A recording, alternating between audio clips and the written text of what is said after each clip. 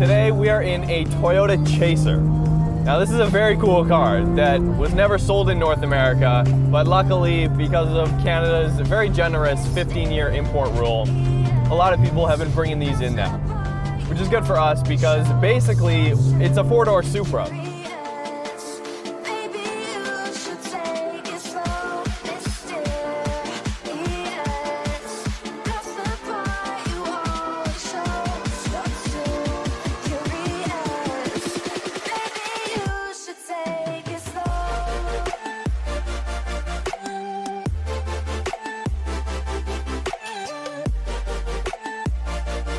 I'm CY Lang. This is my 97 Toyota Chaser. The motor's stock is a 1JZ GT, VVTi. It's got a factory from the factory. It's got a single turbo, but I've thrown in a Tomei Arms M8280. I've also got Pong cams, a Blitz 2-row rad, and then just a Blitz intake. Obviously, like massive 3.5-inch exhaust with a cat delete. If you're into Supras and you're into the JZ family of engines, but you want an awesome daily driver, practicality, and a stealthy car, look no further than the Toyota Chaser. These seats they don't have rails on them, so we're sitting really low. I mean, I can't even see the hood right now. I'm gonna be completely honest with you right now. But it's very smooth so far. We've got no rubbing, no scraping, which is just, I mean, my mind is blown. Just look at this car. I mean, it's all stanced out. I never really heard about this car until maybe a year and a half ago. It's just something that wasn't on my radar until people start importing them, and then you see them at car meets and you're like, oh, what is that? And then they explain to you.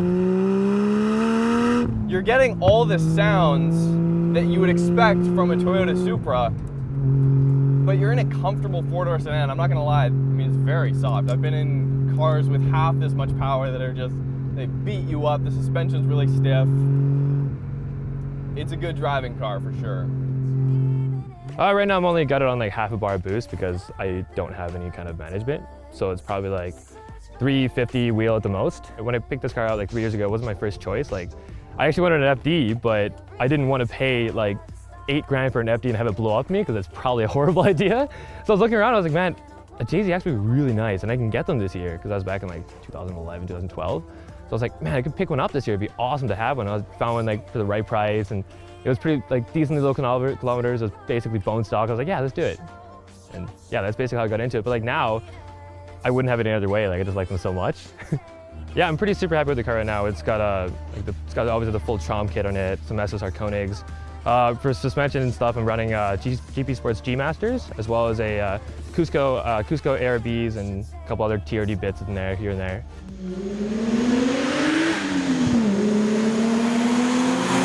So having a decatted 3-inch exhaust back there, you'd think it would be incredibly loud, and some of the Supras we've driven have been incredibly loud. But I mean, this car isn't all that loud. You get some really nice, subtle boosty noises that make it extremely exciting, kind of make it an event. You hear the turbo spooling up, you get a little bit of intake, and then you do hear the exhaust out back for sure. It's that really smooth inline 6 noise that you come to expect if you've ever ridden in or driven a Skyline or a Supra. I mean, these are very popular engines. There's a lot of distractions going on in here right now. I've never driven a car with this much character inside here. I mean, this has got some personality to it for sure. I mean, there's some anime chick up there next to your water temp. You've got your head unit down here. You've got more anime girls down there. Calvin's really done this out to his personal preference, which is, I mean, really is a good thing. I mean, cars are supposed to be a form of personal expression, or at least to us car enthusiasts, that's what they are. Now, the rest of the world might not understand that, but me getting in Calvin's car, I'm really nervous behind the wheel of this car, even more so than some of the other more expensive cars we've driven, because it's like, I know the amount of work and just personality that goes into this.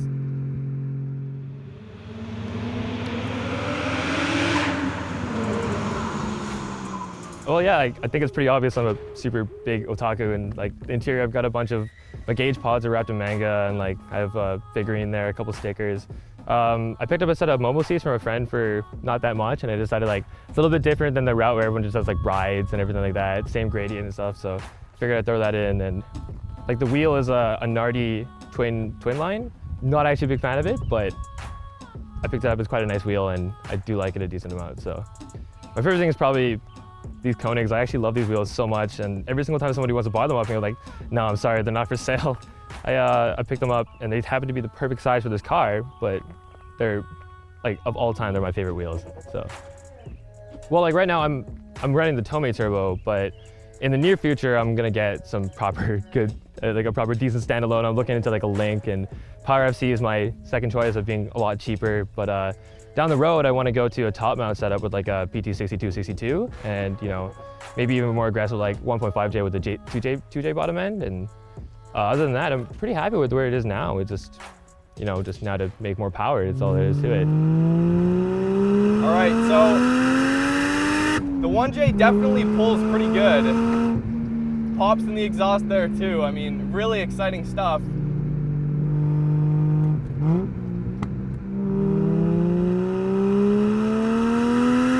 Turbo spools up really good and basically progressively climbs. It's not like you get a massive kick of boost. That's not what this car is about. Calvin's done this car out to be a show car, first of all. I mean, it looks awesome. It looks really sweet just parked there. It's a really classic shape too. I feel like certain cars from this era, from all over the world, had aspects of their exterior looks that were just, I guess, too maybe experimental, too out there, and they feel really dated now. Whereas you look at the Toyota Chaser, it looks somewhat modern. It's very simple. It's a sleek car. I mean, it's a sports sedan through and through. I mean, this is a fun car. I'm having like a really good time right now. Pretty funny. I think you guys see like there's like a 2-foot long exhaust, pretty big 3-inch blast pipes back there. But when I first got them, I was like, man, these are so sweet. They're like awesome. They're super, super long. They look cool. And then I took the car to Western and I let my roommate drive it. And at the very end, there's like a dirt mound. And a lot of times you can tap that dirt mound and everything's all good if you tap it. You just tap it a little bit. It's a dirt mound. It doesn't matter. But he shoveled into a little bit. It grabbed my blast pipes, ripped it across my bumper, and like cracked my bumper in like 2 spots. And so as a result, I had to go get the entire kit resprayed because it's pearl. Funny story, like the turbo of this car, the actual Tomei M8280 is off my friend Phillips from New Zealand, who does a smoking tire video of that. Matt Farah drives it and he reviews it. He thinks it's a hilarious car, but yeah, he ended up selling the turbo, so I bought the turbo from him and now it's in my car. Calvin knew what he wanted when he went out to do it. I mean, it's a show car with a little bit of an edge. It's got a little bit bigger turbo in the front there. And this has got some real dedication put into it. And you can see that all around the car, everything, especially the interior. Even the rear view's got some like cool etching of anime characters into it, or whatever the heck it's called. I don't know. I don't watch anime, but you see what I'm saying. Heel towing is actually really easy too. Pedal placement is great. I found in most Toyota cars, pedal placement is really fantastic. Wow, that is a awesome noise. Can't get over that exhaust noise. Yeah, if you keep it kind of between like 4,000 and 7,000 RPM, man, it's a blast.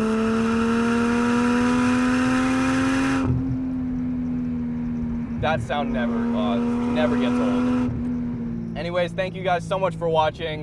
Remember, we're putting out videos every single Tuesday and Thursday now. Can you believe that? And occasionally an extra bonus video on Sundays. So make sure to subscribe to the YouTube channel if you haven't already. Go follow us on Facebook, Instagram, Twitter. Head on over to roadsandtravel.net where you can see exclusive content. Find all the music in this video and all our other videos. And go listen to the Roads and Travel podcast every Wednesday on iTunes, Shout Engine, and Stitcher. So we'll see you next time.